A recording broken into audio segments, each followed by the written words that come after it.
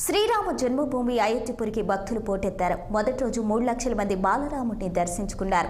దర్శనం కోసం మరో 2 లక్షల మంది భక్తులు క్యూలైన్లో వేచి ఉన్నారు. ఒకసారిగా జనం పోటెత్తడంతో అయోధ్య కిక్కిరిసిపోయింది. నేటి నుంచి శ్రీరాముడి దర్శనానికి సాధారణ భక్తులను అనుమతిస్తున్నారు.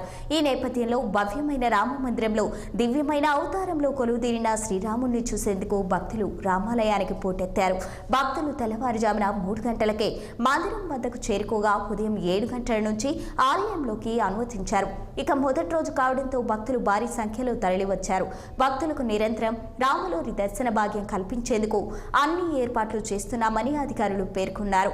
బాలరాముడి దర్శనం కోసం పెద్ద సంఖ్యలో భక్తులు రావడంతో ఆలయ ప్రాంగణమంతా కిక్కిరిసిపోయింది. దీంతో ఆలయం వద్ద గందరగోళ పరిస్థితి నెలకొంది. రద్దీని అదుపు చేసేందుకు అధికారులు తీవ్రంగా శ్రమించారు.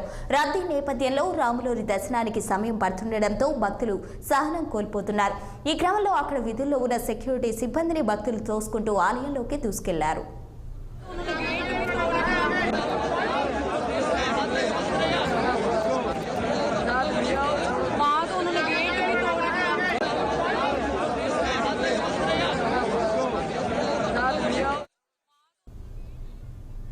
బులెటిన్లో ఇప్పుడు ఒక షార్ట్ బ్రేక్ తీసుకుందాం.